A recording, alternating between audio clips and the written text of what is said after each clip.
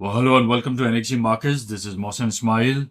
अगर आप पहली बार NXG Markets चैनल पे देख रहे हैं तो प्लीज़ लाइक सब्सक्राइब करें और शेयर करें जितना हो सकता है अपने आसपास लोगों में, राइट। और ये एक एजुकेशनल पर्पस के लिए वीडियो हम बनाते हैं, तो please don't take this as a financial advice. आप ट्रेड करें अपने आप के रिस्क पर, राइट ना। आज हम देखेंगे फॉरेक्स फैक्ट्री। आज का वीडियो काफ़ी शॉर्ट और क्रिस्प होगा, पॉइंट टू पॉइंट होगा। So please make sure that you note down all the points. आप नोट करें हर एक पॉइंट्स को जो मैं कह रहा हूँ। It would be very very important ना। आज वेनेसडे है, August 13th। आज कोई यूएसडी की इंपॉर्टेंट न्यूज़ नहीं है।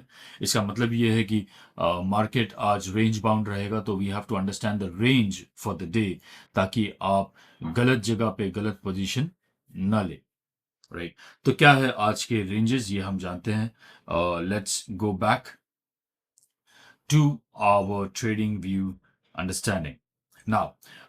आपको याद होगा कि मैंने एक वीडियो बनाया था पिछली बार बिटकॉइन और इथेरियम को समझाते हुए कि इथेरियम किस तरीके से बहुत ही स्ट्रॉन्ग मूवमेंट ले रहा है as compared to bitcoin, and this can be the time. ये वो टाइम हो सकता है जहाँ पे आप अगर पिछले कई सालों में जो जो अपॉर्चुनिटीज आई है अगर आपने वो लूज की है, तो ये आपका टाइम है कि फिर से आप वो सारी चीजें को कमा सकते हो। बिकॉज इथेरियम में एक चीज हो रही है कि बहुत से इंस्टीट्यूशंस इथेरियम में इन्वेस्ट कर रहे हैं और उसको स्टॉक कर रहे हैं। एंड व्हेन वी टॉक, जब हम इंस्टीट्यूशंस की बात करते हैं, तो जब इंस्टीट्यूशंस किसी चीज में अपना पैसा लगाती है, तो वो शॉर्ट टर्म के लिए नहीं लगाती, राइट।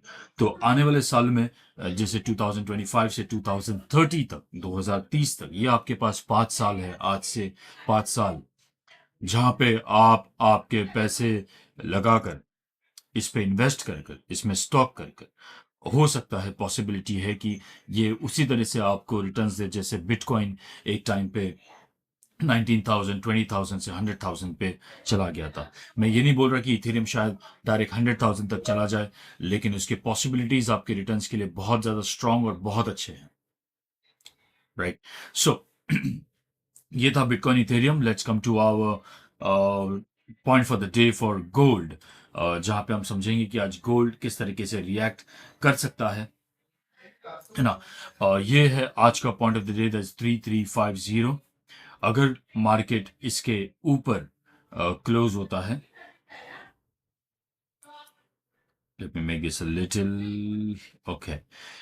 अगर आज मार्केट इसके ऊपर क्लोज होता है, तो आपने बाय कंसिडर अगर हम करते हैं, तो आपका फर्स्ट जो टारगेट होगा वो होगा 3360।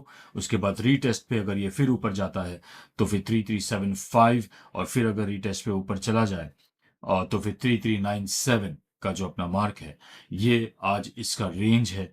आप पोजीशंस देख के, जो ये तीनों पॉइंट जो मैंने कहा, 3360, 3375, 3397, यहाँ पे आप अपनी पोजीशंस ले रीटेस्ट पर, और फिर यहाँ पे आपको एक बहुत अच्छा स्विंग सेल पोजीशन देखने मिल सकता है 3397 और 3400 पे।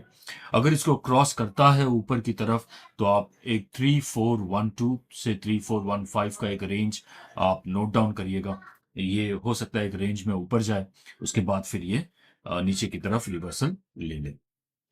अगर मार्केट नीचे की तरफ आता है, जैसे अभी फिलहाल ये नीचे की तरफ है, नीचे की तरफ क्लोज होता है, तो अब रीटेस्ट पर हमेशा ये याद रखें, मैं हमेशा बोलता हूं कि अगर सिर्फ क्लोजिंग होने से, जैसे आप हम अक्सर सुनते हैं कि क्लोजिंग होना जरूरी है, ऑफ कोर्स क्लोजिंग होना जरूरी है, लेकिन क्लोजिंग के बाद पोजीशन की जो ओपनिंग होती है, वो हमेशा आप रीटेस्ट पे लोगे, ना कि सिर्फ क्लोजिंग पे।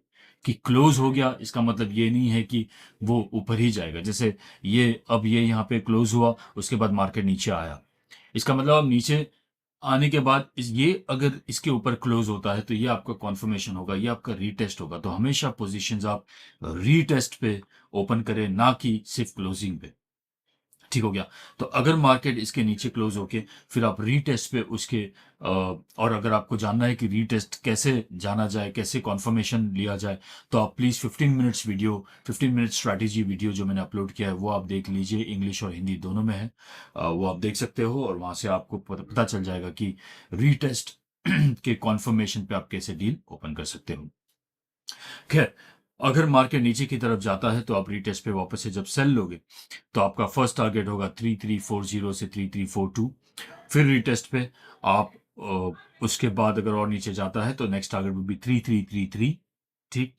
एंड देन फिर यहाँ से थोड़ा ये पुल बैक करे और फिर अगर रीटेस्ट पे फिर नीचे आ जाए तो फिर आपके पास टारगेट है 3325 ना। यहाँ पे मैं चाहूंगा कि आप थोड़ा सा कॉन्सेंट्रेट करें और इसको नोट डाउन करें क्योंकि 3325 is a very strong support line, right. वैसे ही जैसे 3340 है, 3340 is also a very strong support. 3325 is a next strong support. और उसके अलावा अगर ये और नीचे की तरफ जाता है रेंज पकड़ने के लिए तो 3301, 3300 और 3290 के तकरीबन तकरीबन ये आपको दिखेगा नीचे जाते हुए और फिर यहाँ से एक रिवर्सल होगा। तो इसका मतलब ये है कि हमारे पास गोल्ड के लिए हमेशा से एक ही पोजीशन रही है, वो है swing buy has been an always strong position for gold।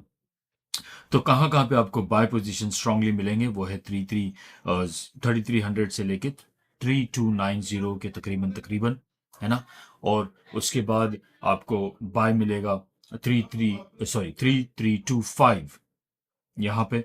ये दोनों ही बहुत ही स्ट्रांग सपोर्ट है, तो यहाँ पे आपको बाय पोजीशंस मिल सकते हैं।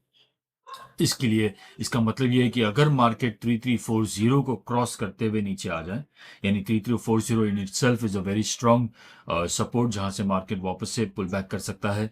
लेकिन अगर उसको नीचे चले जाए तो आप 3325 का टारगेट पकड़े अपने सेल पोजीशन पे, वहां पे फिर होल्ड करें, ना कि आप अपना डिसीजन हेस्ट में ले और यहीं से डायरेक्टली आप बाय ओपन करें ना। आप अपने टारगेट को अचीव कर लें, उसके बाद आप होल्ड करें कि आप पोजीशन क्लो ओपन करें या ना करें। उसके लिए आप मार्केट को ऑब्जर्व करें और फिर wait for the retest and confirmation and then make a decision for buy और फॉर द सेल। ठीक हो गया। तो ये थे आज के रेंज और analysis. Please if you like the video, if you have any feedback comment, और अगर आपके पास कोई क्वेश्चंस है, अगर किसी और तरीके का अगर आप वीडियो चाहते हो तो please let us know in the comment box so we can make it happen for you and you have a wonderful day and life. Thank you.